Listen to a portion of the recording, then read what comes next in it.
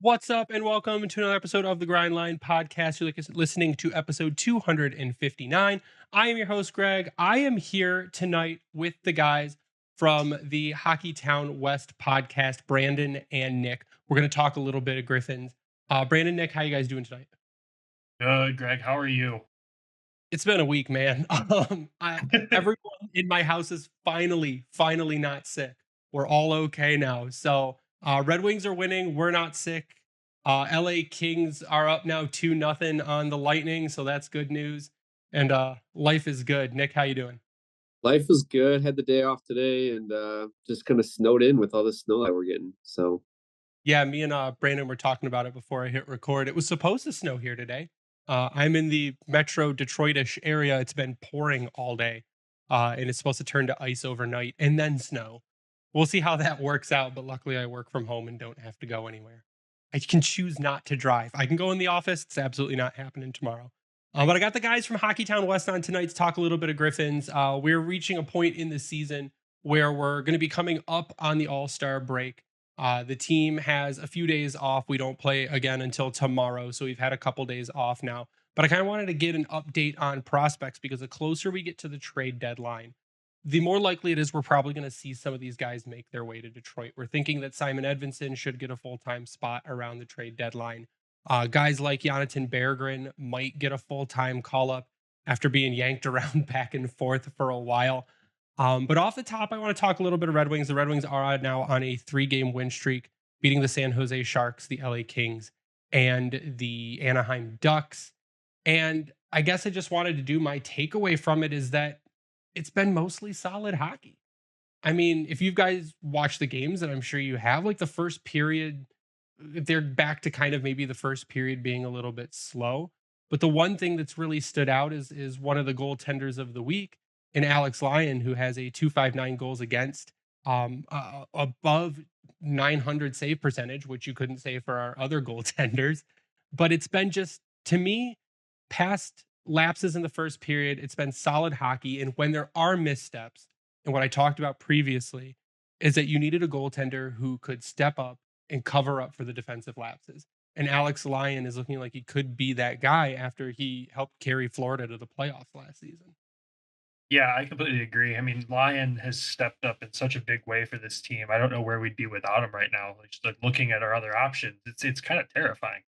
But at the beginning of the season for us, we all thought, okay, it's going to be Reimer, it's going to be Huso, and we're going to eventually see Alex Lyon make his way to Grand Rapids. And then that obviously never happened. Good for Alex Lyon, and sucks for us. But at the same time, we've got a great tandem here in Kosa and Hutchinson, so that's been nice. But yeah, I love seeing the success this guy's having. It's so great. and overall, he's just a weird dude. Like, I mean, every interview that he's done, he's gotten the strangest questions out or strangest answers out. So it's always interesting to see it on that end. But yeah, just like Brandon said, we thought Lyon would be here, or but with the whole goalie shakeup, it's good to see him having the success and up in Detroit. We had mentioned that I think the weirder your goalie is, the better they might be, which I think bodes well for us. And we talked about Trey Augustine and how he hasn't taped his goalie stick since like the first practice of the year, and he's like, I don't care. So I think you make a good point, like Alex Lyon talking about how he had like a skin tight Catwoman suit for Halloween one year, and just the answers that he gives are fantastic. And yeah, maybe Huso and Reimer are a little too normal to be good goalies, but it seems like Lyon has the perfect amount of weird to be able to get those wins, which is fantastic. But you mentioned Sebastian Cossa, and I think that might be a good place to start because I think a lot of people were looking at a timeline of Cossa that maybe once he was drafted, he might spend 2 seasons in the minors and then come to a backup role in Detroit. And we saw what he did in Toledo. Very impressive stuff down the stretch with Leatherman in Toledo. And then we said he needs to go and he needs to take that starter role in Grand Rapids. And lo and behold, he's gone in with Hutchinson.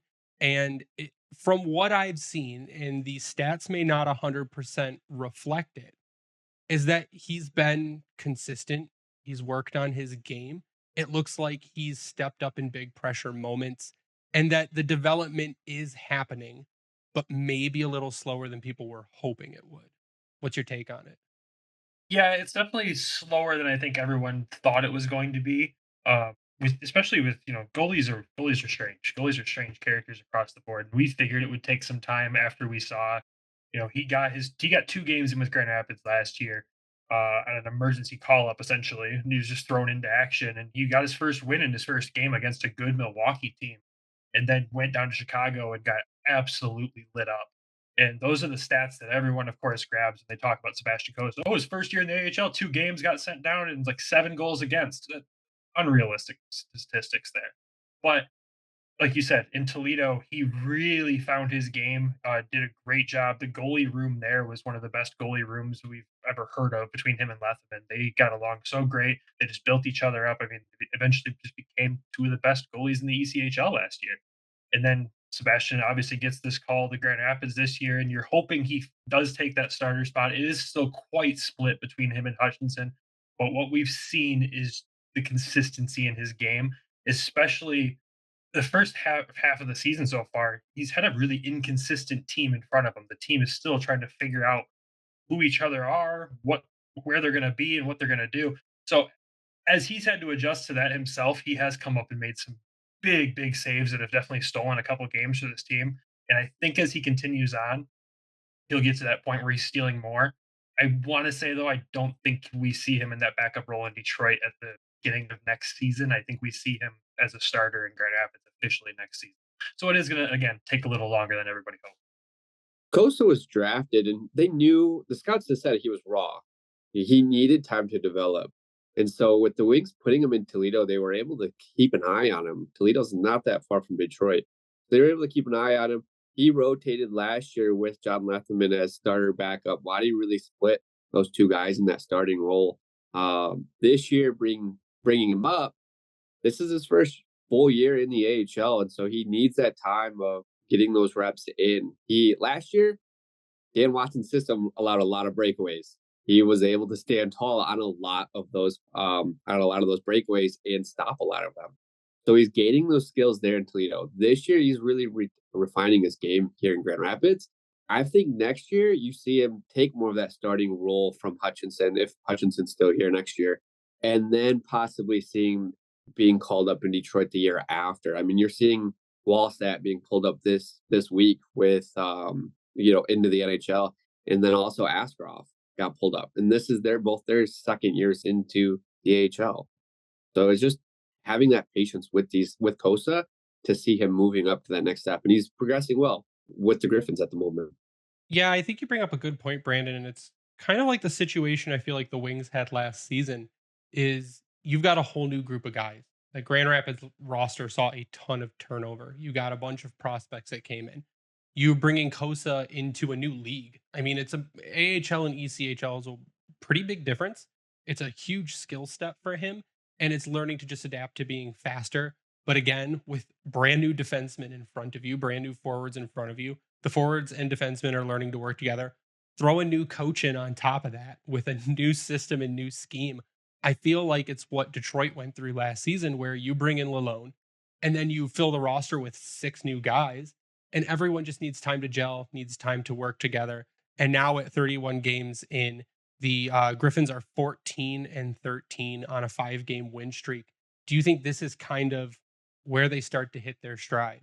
They finally have started to figure out how to play off each other, get that synergy going, and how to just really move the team forward and start winning because they're third in their division, which seems good to me since it seemed like early on they were dropping games at a decently alarming rate. Yeah, they definitely were. It does feel like they're hitting their stride. I think we talked about it for most of the season so far. Just thinking that the post Christmas break games would be where we start to see a lot of players hit their stride and the team as a whole hit their stride. Now they're on this 5 game win streak, which is great. To preface it, they played the Iowa Wild over this past weekend, who had 8 call ups from their ECHL team. They're absolutely decimated by the Wild's injuries currently. So there is that to throw out there, but at the same time, it's a game in the American Hockey League.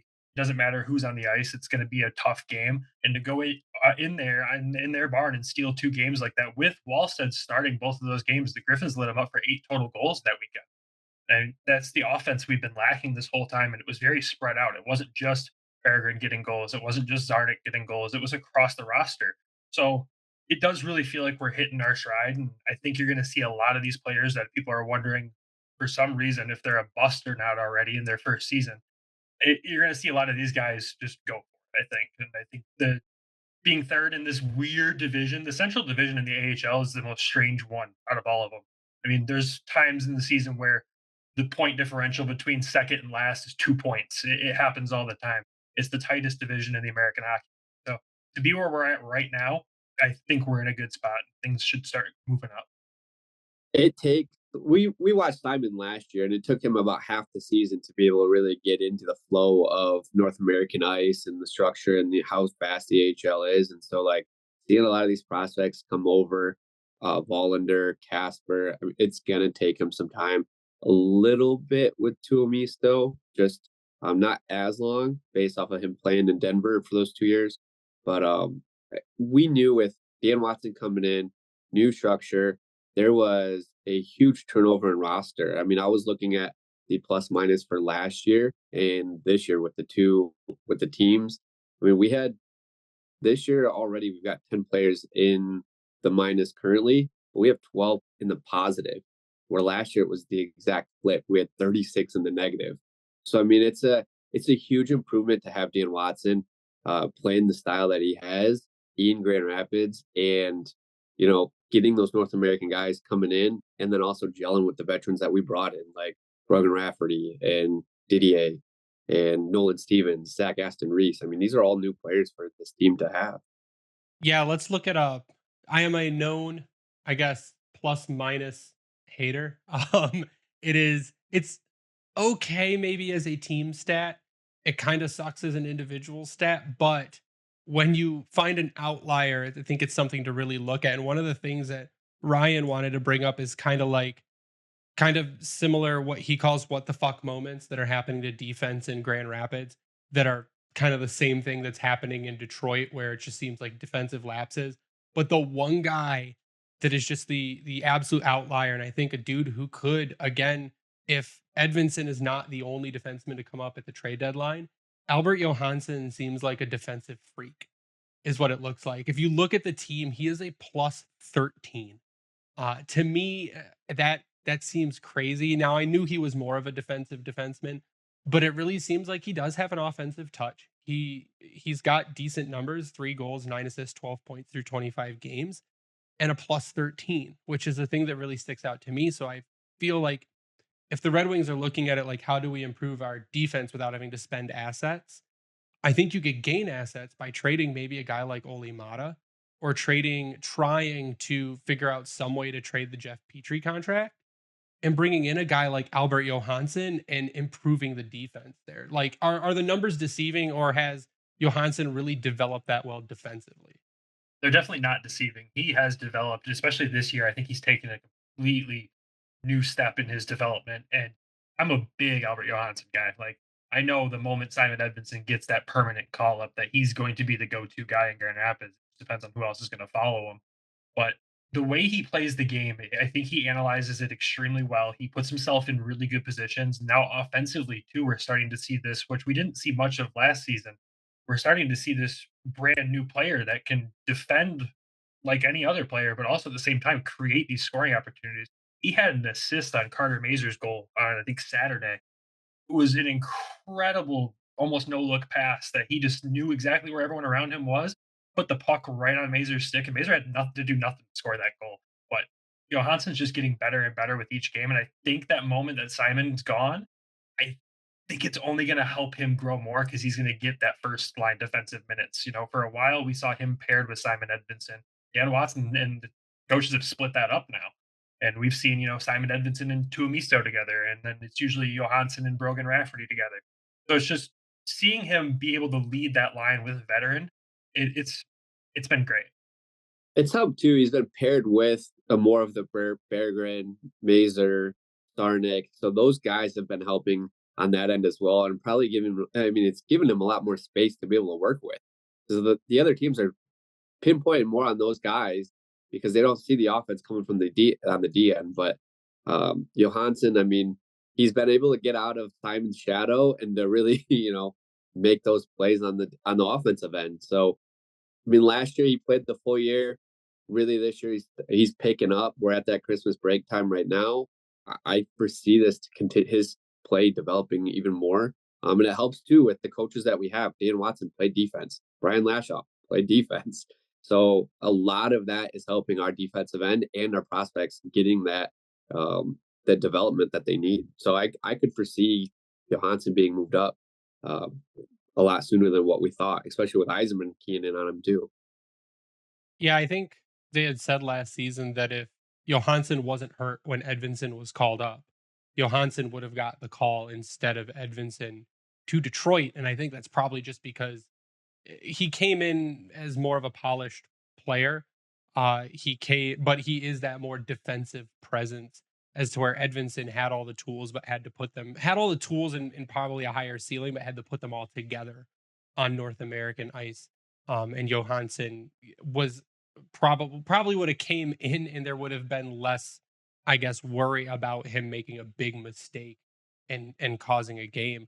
But our friend Lucas on Twitter asked, with Edvinsson likely to join Detroit by the deadline, when could we possibly see? Now he says Johansson, and I said, well, maybe you could see him this season. But he also talks about Wallander and which one has the higher ceiling. What's your view on William Wallander so far? I know he's known for being kind of raw, but he won an award based on the European Hockey Association, where he was named like one of the best young players in the league.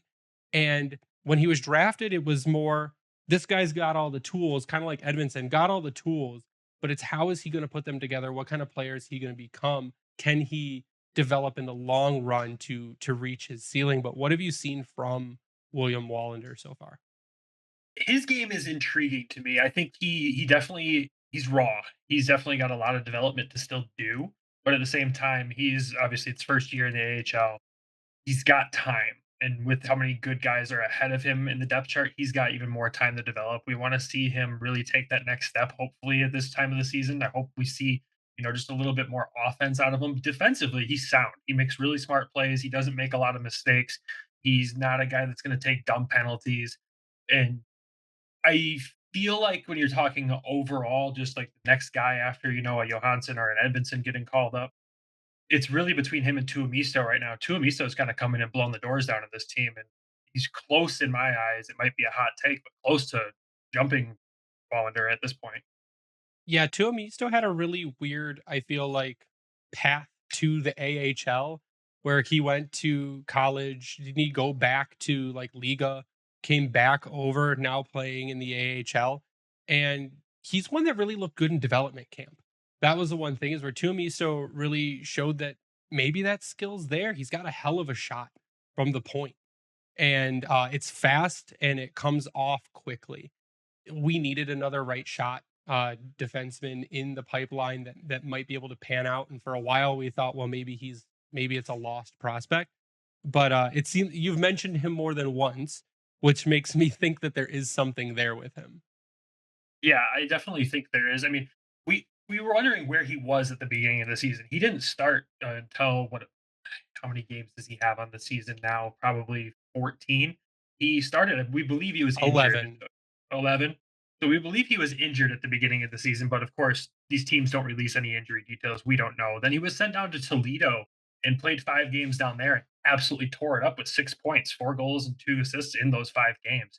So when he finally got up to Grand Rapids and we started to see him play more and more after the injury or whatever, because he played the first 2 games of the season, but the team was a kind of a disaster at that point. So when he finally got up here and started playing, and we saw that shot that you mentioned, his shot is absolutely ridiculous. And the other thing is, he has zero fear of shooting the puck. There was a game against the Wolves one night where he rips the puck and it gets blocked by the guy in front of him. The guy goes down because he hurt, and Tuomisto just picks up the puck and throws it at the net again, hoping something will happen. He has zero fear. He wants to generate offense, but again, on the defensive side, really smart, not making a lot of mistakes, especially for his age. I think that move going back overseas, coming out of college, there was one of the smartest things he could have done. Go up against more men and get used to what you're going to deal with in the AHL, but still understand North American ice. I think Tuo has jumped Wallander at the moment. I mean, when I watched Wallander last year, it was more of his skating. That was what his specialty was. You don't notice him out there, which isn't a knock. That's what you want with your defenseman. I mean, we see Jared McIsaac. We see like he's turnover prone. I mean, when you see Wallander out there, he's not turning over the puck. He's not generating a whole lot of offense, but he's not really, he's keeping the puck out of the defensive end as well. So 2-0, I mean, like Brandon said, he was in the first two games we won. He was out a long time for an injury, went into Toledo, crushed it there, come back, crushing it here again. He's on the first line with Simon.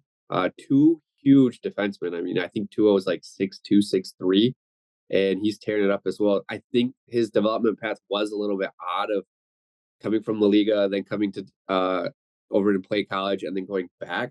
But I think that's helped him. I mean, that's what really gave him the jump because it didn't take him as long to adjust to the ice size because he already played here for 2 years. So, I mean, Wallinder, we're still kind of waiting. I think by the end of the season we can kind of have an idea of where he's at. But it makes me nervous with Axel playing as well as he was and seeing where he's going to come into the play because I mean, especially with the injury announcement today, is he going to take that time to come to GR next year? Is he going to stay in La Liga or, at the Sweden League?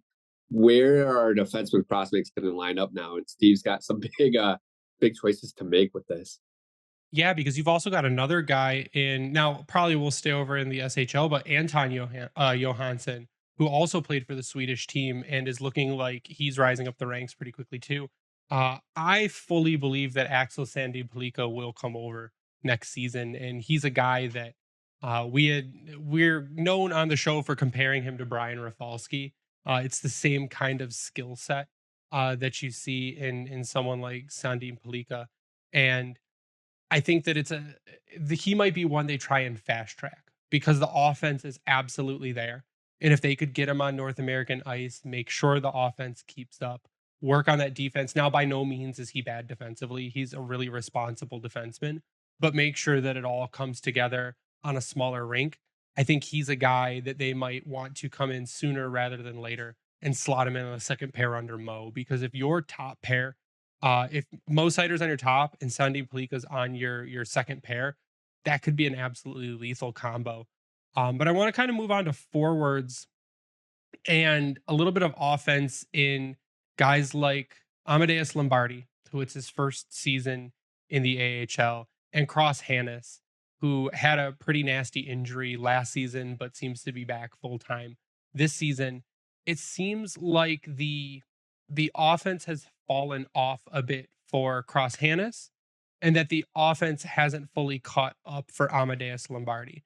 And I guess what's the read on, is it just transition to a new league for Lombardi being against, and he had even mentioned playing center against these guys in the AHL and taking the face off. He couldn't even move their stick because the strength difference between juniors and the A is so big. But how do you see their development happening? What has maybe been exciting to see them play? Like what's exciting development for them? And where do you see them kind of finishing off the season? Yeah, so Cross, the offense has definitely fallen off. It looks like he hasn't been himself since the injury, which is weird because camp he looked great after his injury, and he just really when he's on the ice right now, it's not that he's making mistakes. It's just it always seems like wrong place, wrong time. He's never in that right spot to just get the puck there. He still has a nasty shot. He had a goal the other night. He didn't even believe winning. It was just such a snipe by him.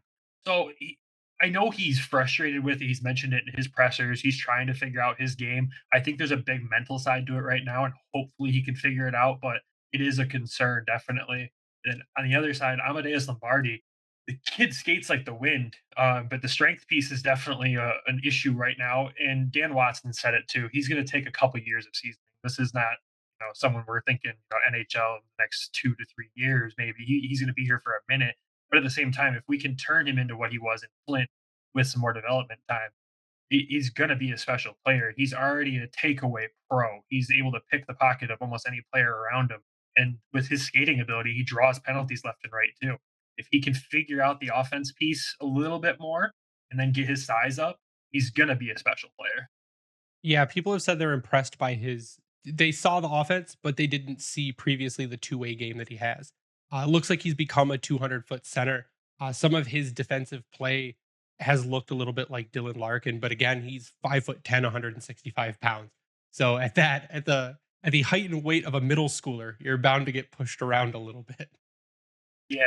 No, I mean, one of my favorite storylines with him though is, he bounced around the lineup quite a bit at the beginning of the season, and he eventually got put on what they label as their fourth line. We're still not sure entirely what the second through fourth line actually is on this team because they're pretty balanced. But he was thrown on this fourth line with Dominic Shine and Tyler Spezia, two veteran players who on the defensive side of the puck were struggling. I know you don't like the plus minus stat, but they were an alarming minus for the beginning of the season. And within a couple weeks of Amadeus being on their line, everyone on the line's positive. They're all generating offense. Dominic Shine went on a short tear on offense there. So he's able to bring up the skill of the guys around him with his skill. So once he gets that size, I tell you, he will be special. Cross Hanas situation is kind of interesting because he did have that injury. It did take him a little bit to get in. The one thing that's been hurting him this year is he's been hitting post more than the net.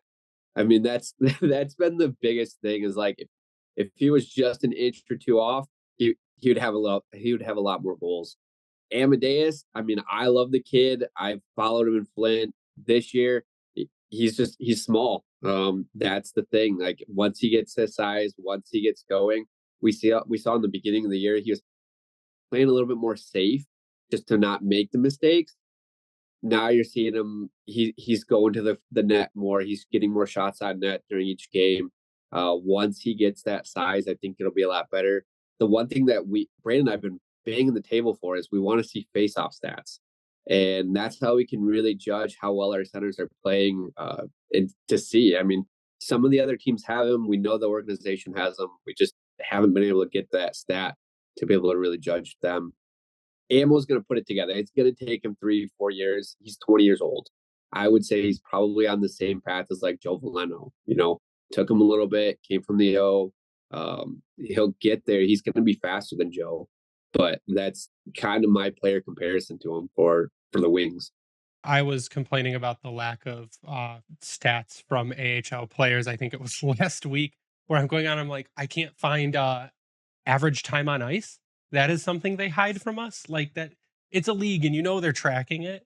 That they need to make all that stuff readily available because, I mean, really, really basic stuff just isn't there. Like you say, face-off percentage. Like, what are you supposed to sit with a pen and pencil while you're watching TV and track it yourself? And I bet you if you did and you uploaded it, you would make a ton of money because there are people that want those stats that have zero access to those stats.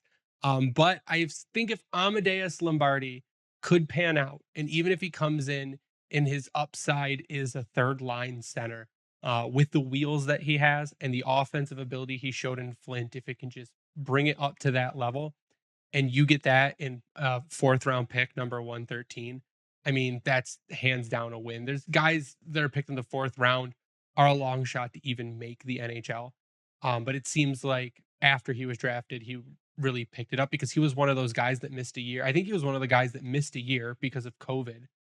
And then that's where GMs were more likely to just take chances on guys that they weren't able to see with another development year and kind of had to project them themselves. But I'm excited for Lombardi. I hope Hanas can put it together because he's a guy too that, like you said, showed up in prospect camp, showed up in development camp, was really big, was on the score sheet, was making plays, was fast out there, looked like they had good vision, but the stats just haven't kept up this season. What we're going to do, though, is we're going to take a quick break for a word from DraftKings. We're going to be back, round out the questions that we had, move on to some listener questions, and a big elephant in the room and Marco Kasper probably to round out the show. But we'll be right back after a word from our sponsor. We know hockey games move fast, but with DraftKings Sportsbook, an official sports betting partner of the NHL, you can score faster than anything happening on the ice. This week, new customers can bet $5 and get $200 instantly in bonus bets. And with guys like DeBrincat and Kane and Dylan Larkin piling up points, you always have good choices for bets on DraftKings. Download the DraftKings Sportsbook app with code THPN. New customers bet just $5 on the NHL and get $200 instantly in bonus bets only on DraftKings Sportsbook with code THPN. The crown is yours. Gambling problem? Call 1-800-GAMBLER or visit www.1800gambler.net. In New York, call 8778-HOPENY or text HOPENY 467-369. In Connecticut, help is available for problem gambling. Call 888-789-7777 or visit ccpg.org. Please play responsibly. On behalf of Boot Hill Casino and Resort in Kansas. 21 plus, age varies by jurisdiction, void in Ontario. Bonus bets expire 168 hours after issuance. See dkng.com/hockey for eligibility and deposit restrictions, terms, and responsible gaming resources. NHL and the NHL Shield are registered trademarks of the National Hockey League. Copyright NHL 2024. All rights reserved. And we're back, and we're going to get to some elephants in the room. So, one of the big ones has been Jonathan Berggren this season. Didn't start the season with the Wings, started in Grand Rapids. Been called up a couple times, first one to go back every time. Now, we're talking a little bit during the break. That is waiver exemption, man. That's just the life of waiver exemption. You have no risk of losing a player when you can just send them back for free. But rumors have been floating around that he is possibly in trade talks. He's not an Yzerman pick, so the general thought is that if you're not drafted by the GM holds no allegiance to you. You're not his player. He may not be Yzerman's kind of guy. He has lacked defensively, but what he lacks defensively, he makes up for twofold offensively. If he's not on the roster by the start of next season, what is the chance that you guys think he'll bolt? He'll say, trade me. He'll say, I'm going back to the SHL. I'm not going to play in Grand Rapids because he's earned his spot. I mean, how unhappy do you think he is being shifted around? I know he doesn't like it. I can tell you that much. It's not his favorite thing. What I'll say about him defensively, yeah, it's not the greatest. When he came back from his most recent call up from the Red Wings, did look better defensively. He has cleaned it up a little bit over the past 5-6 games, but it's still the elephant in the room. We all know it. Like the 200-foot game's just not there right now for him. Still, if he's not on the roster at the beginning of next season, he's gone. There's no way he stays. He's very confident that he has shown what skills he has and how good he is. He's very confident in himself and his game, and he knows he can go do it anywhere. And don't get us wrong, we absolutely love Berkey. Like it's a blessing that he's on this team for us right now. We did not think we would have him at this point in the season. But yeah, if he's not on that roster, he's gone, unfortunately. And it's something neither of us wants to see. We want to see him in Detroit. He belongs in Detroit. We were talking, off. He should be second, maybe third line, but he should be there, and he's not. Yeah, he's gone if he's not on the roster.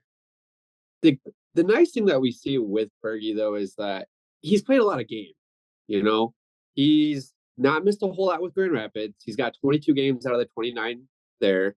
Being called up, he's been playing a lot of games in between Detroit and Grand Rapids, like back to back. I think there was a streak of 7 games in 12 days or something between the two clubs, and he's still bringing the compete. I mean, he's a point per game player, but he's focusing more on the defense. He knows it's not as great, but like Brandon said, he's arrogant in what he does. He knows he can play in the NHL. He played in the NHL last year. He was able to put up points. He was able to do it this year in the small stints that he's had with Detroit. He just needs. I think he's not. There's just no spot for him right now in Detroit. Steve went out and signed a bunch of veterans, and there's nobody. It's log jammed. I bought his jersey last year. I love Jonathan Berggren. I knew as soon as I did it, the trade deadline was 3 weeks later. I had a feeling he was going to be traded. This year, if he's not, full time with Detroit, I think he does get traded. I don't think he goes back overseas. He knows he can play in the NHL, and his play he can do it. So I think it is something that, like you said, Greg, there's no alliance to him. Steve has no alliance to him. He's probably going to be traded at the trade deadline. Yeah, I think I don't think there's any chance he goes back to the SHL. He's too good for that. You'll have a large handful of teams calling on him. I mean, they already said that teams are calling on him or asking to include him in proposals. In 9 games in Detroit, he has 5 points, 2 goals, 3 assists. In Grand Rapids, in 22 games played, he has 23 points, 8 goals, 15 assists. It is what it is with him. I mean, what are you going to do with a guy who you got to wait till trade deadline to move a piece to be able to get him into the lineup? And do you move a guy like, Robbie Fabry Robbie Fabry's kind of brought his value up a little bit. Do you move him and try to move Berggren in? Who can you trade to do that? And I'm not sure there's anyone on the roster right now that he's an immediate replacement for, that someone else is going to give you assets in order to move in. So I think that's a situation with him. Like I said, though, I don't see him going back to the SHL. If anything, he's going to be moved to another team for assets. So another guy a lot of people are asking about, and just to put Berggren aside, is Carter Mazur. And one of our friends online, the Tactical Distraction, says, besides Edvinsson and Berggren, who could you see making a push for the Red Wings roster next season? And my answer at the beginning of this season is that if Mazur wasn't hurt, he probably could have made the Red Wings, simply because his development is not needed in like a top 6 role. I think he fits a bottom 6 grinder, piss you off kind of guy. Kind of my initial reaction last season was Mazur is probably your Tyler Bertuzzi replacement kind of player. Maybe he brings a little more grit to the NHL than Tyler Bertuzzi did. It seemed like Bert, after he left, kind of calmed down on the whole pissing people off, beating them up kind of stuff. But how has Mazur kind of progressed? Is he meeting your expectations? Is he moving on the track to where you think maybe he might have a shot at the roster next season? Yeah, I think he totally does have a shot at it next season. He had an injury this year that held him up a little bit. His comeback from that was a little slower than most people would probably like. And, he admitted, physically he felt great. He felt like he was there, but it was a mental thing for him. He was really struggling getting back into the swing of things. And one, I just love his transparency on stuff like that. Just be able to be like, yep, this is what I'm dealing with, but this is what I'm doing to fix it. I felt like that's really big of him, showing the character that he's growing into be. But like you said, he's going to be that grinder. He's going to be the guy that pisses off everyone that plays against him. But his actual offensive skills that he's now showing, I mean, he's got 8 or 7 points in his last 8 games right now. He's on a tear suddenly, post Christmas here, and the way he's scoring and the things he's doing to generate offense, it's not what I've seen from him before. I think he's taken a whole offensive step to where if he's not going to be that grinder, he could potentially make a second line at some point in time. I think though you're right on track where he's only a Griffin for probably this season, and he's not with us next. He will be in Detroit. I'm 99.9% confident. Well, I don't know how to follow that up. I'm 99% confident that he'll be in Detroit next season, but he is playing very well of late. Like Brandon said, he's got 6 goals, 1 assist in the last 8 games. He's getting his confidence back.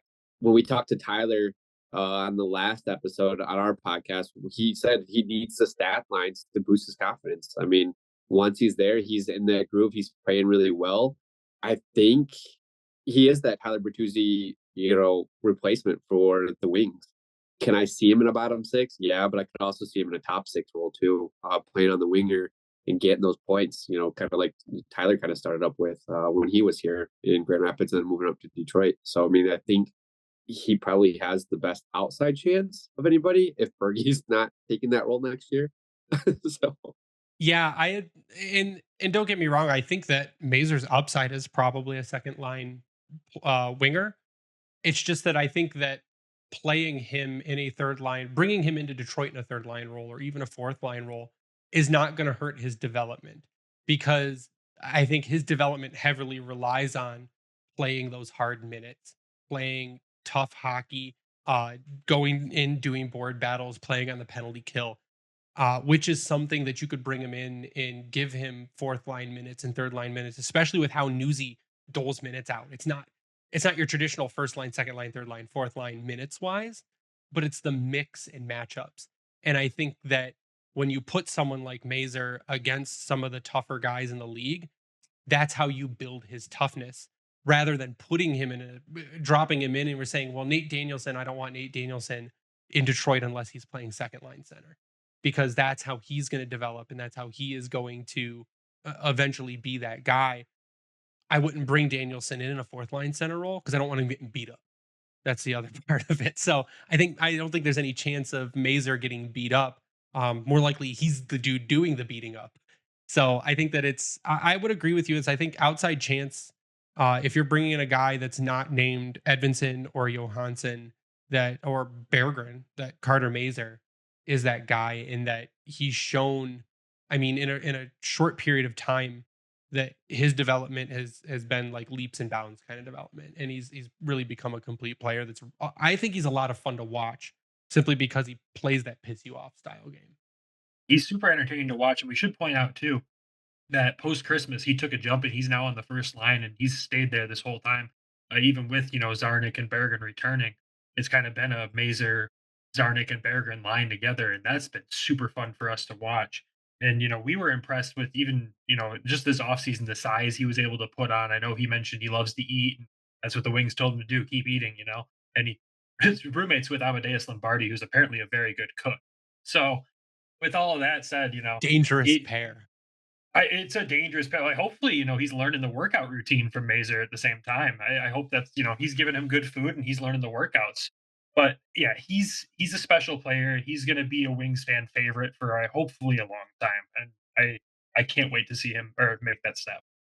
Now, what's up with Elmer Soderblom? 27 games played, 3 goals, 10 assists, 13 points.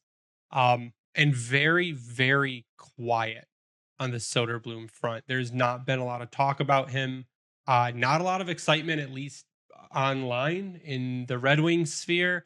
It seems to have gone pretty cold. And is that just because there's other people to talk about, or has it kind of stagnated? Because the reason that Soderblom was not on the NHL roster was because Dan Cleary had said, "We see what he can do, but he needs to come to the ice every night and do it. Be consistent, bring the same effort night in and night out, and that's what makes an NHL player. And that's why he's still in Grand Rapids." Is that still the issue? Is that what's fallen off with Soderblom? Is just that consistent effort every night? Yeah, there's extreme inconsistencies in his game. Some nights you see him and he's got the wheels on, he's flying up and down the ice, making great plays. And there's nights where it reminds me so much of Anthony Mantha before he made the call or made the move up to the Red Wings. And it was a lot of standing No, please around and stop. waiting for it. I No. know, I know. It's not what we like to see. We love Elmer Soderblom as a person. I think he's a great character. I think the inconsistencies is what's going to kill his game. And he's put up a decent amount of points this year, but a lot of the assists have been secondary assists.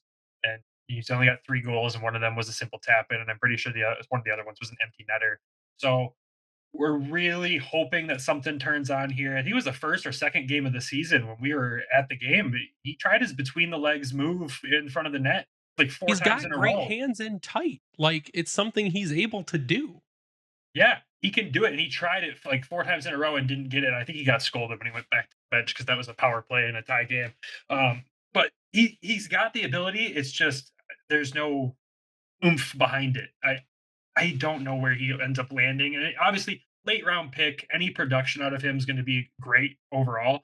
And if he ends up in Grand Rapids and produces the way he is right now, and he's stuck here for a while, and he ends up being that emergency call up down the road, great. I think that's about the value we could get out of him right now, unless things turn around, though.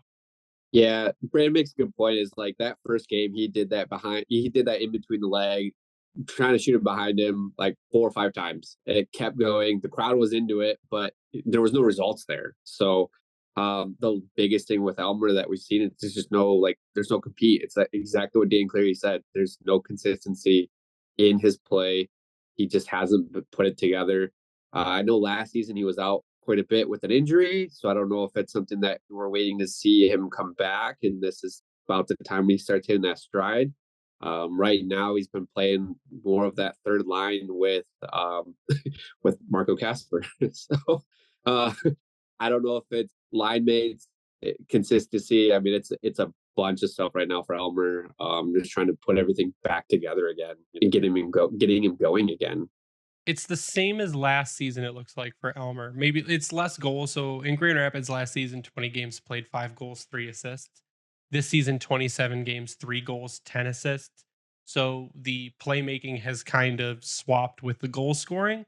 But it seems like you'd expect with his games in Detroit, he played 21 in Detroit, 5 goals, 3 assists, that he'd go back to Grand Rapids and just the production would jump because he'd know what the NHL game is like. He'd know how to kind of make it a little easier for himself, kind of like Berggren did. Berggren gets the time in the NHL, goes back to the AHL, almost doubles his production.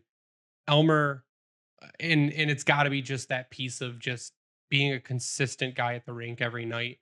And I mean, to his credit, he's being consistent, just consistent from last season, which was where it was not anything really to write home about. But you had mentioned Marco Kasper, and I think that's where we're going to kind of spend the rest of the show on. We've got questions on Kasper. I mean, Euro Triplet asked Kasper's development and how he's looked in the game. He played last season against the Leafs versus production and development now. How does Kasper look now versus the start of the season? Will he be ready to make the Wings on opening day next year? Why does he look like he's failing to adapt to North American game? He looks lost and is mailing it in.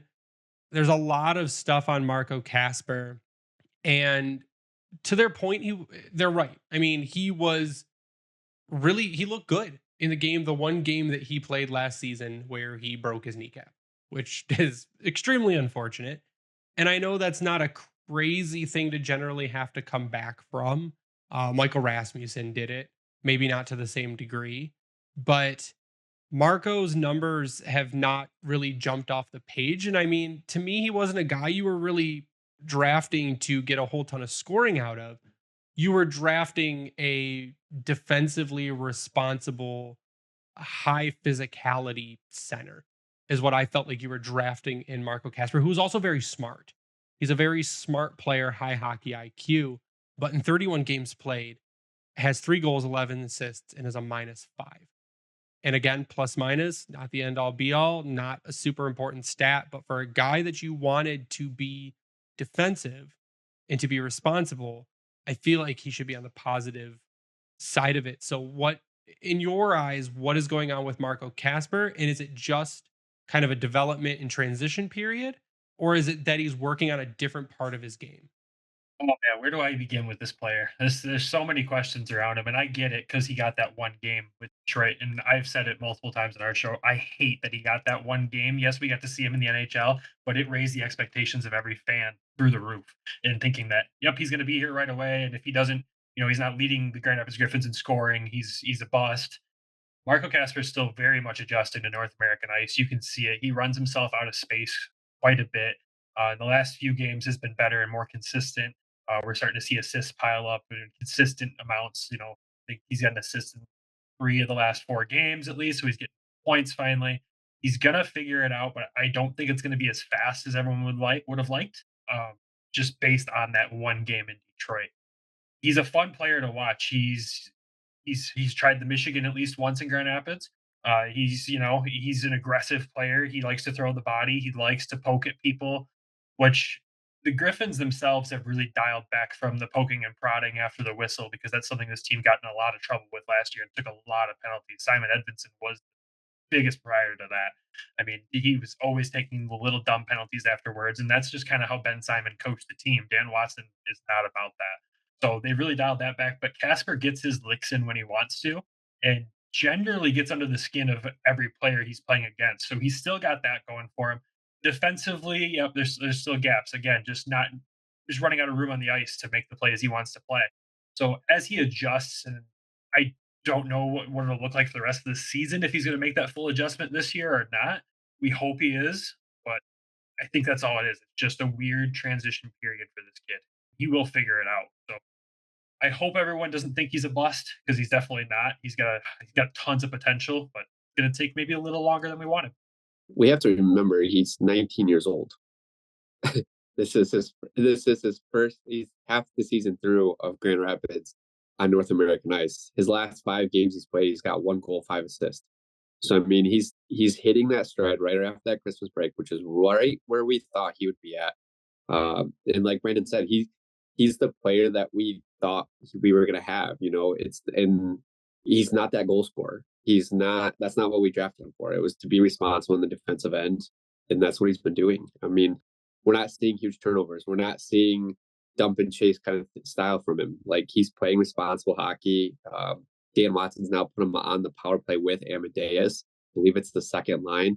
So you see the two kids going out there, and I think that's where a lot of the points are coming from is on that power play, because that's been running lately pretty well for Grand Rapids. So we just got to be patient. It's transition. I mean, we're like Brandon said, it was not a good idea to put him in that Red Wings game. It did hurt the development too because he got injured with that broken kneecap in that time. but it was good to, hey, here's kind of the future, but don't put that expectation he's going to be there next year kind of thing. I mean, give him 2 years, give him three. He's 19. It's going to take time for him to develop and to get there. Yeah, I mean, Marco's really, to your point, never been a huge goal scorer. He's always been more build of high IQ, knowing how to make the right pass, going to the net, causing chaos. And but not really Marco's gonna go out there and have a 30 goal season and put up 92 points in a season. That's just not what he was really even pre-draft build as. It was more of a smart cerebral kind of guy, that is a pass first kind of dude, but is also a dude who's going to go out there and try and hurt people, which is great because you kind of every team needs a wrecking ball. And if Marco Kasper could go out there and be like a Tom Wilson light, which I think would be fantastic kind of role for him. Where sure the day of the enforcer is dead because enforcers waste roster spots and you need all the points you can get in the NHL. But if you can get a guy who's going to go out there and not take shit from anyone, but still be a really smart hockey player and still have offense to him and put up points, I feel like that's the kind of guy that Marco Kasper can become. He's not going to be a scorer on the level of Alex DeBrincat. He's not going to be anything like that, but I think he can go out there and be an extremely effective. And do you think it's still 2C? Like, is 2C still maybe his ceiling? I would say 2C is the ceiling. I see 3C more likely right now, which, thinking in what we talked about earlier, Carter Mazur on the third line mixed with the Marco Casper there. That's just fun. That's just fun for everybody.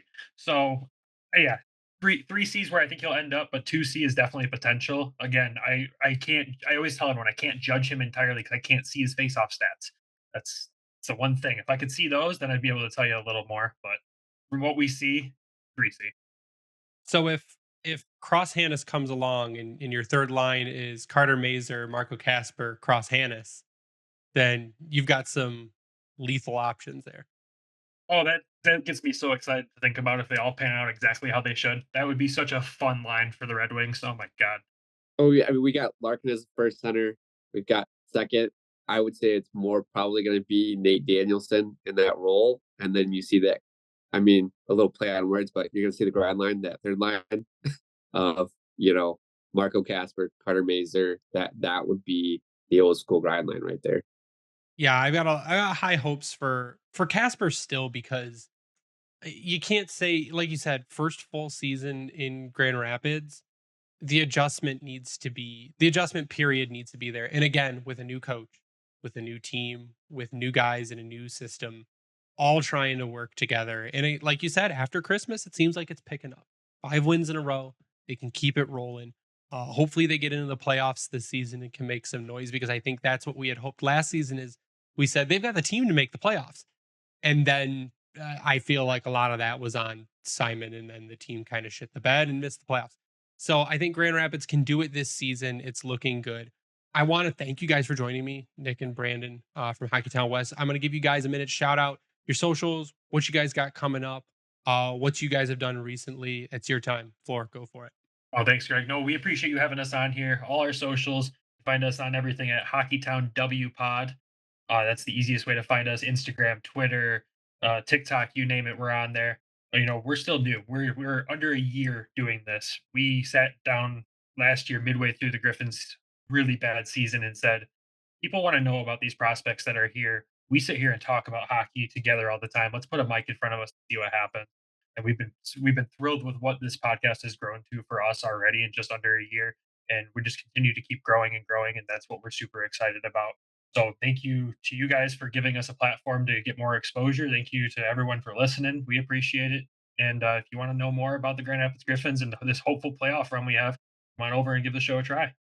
Brandon, what's your social? How can we find you?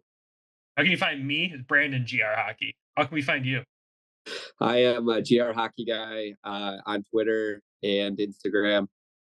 Follow the pod. We appreciate you, Greg, for one linking up with us in the opening day game at the Wings and giving us the time, to come on here. Like Brandon said, we're 1 year in, we're growing, and we're trying to keep up with everything else going. And a lot of the stuff that we've talked about, it's crazy. Like we said we needed change here, we needed change there, and like the organization is making those changes. So it's cool to see on that end, all the way down to like just culture stuff of goal songs, but also to like the play. We call out turnovers and the team cleans it up. So it's interesting to give us a listen and then watch the game right after. But we post all highlights, we post all goals on the Twitter page.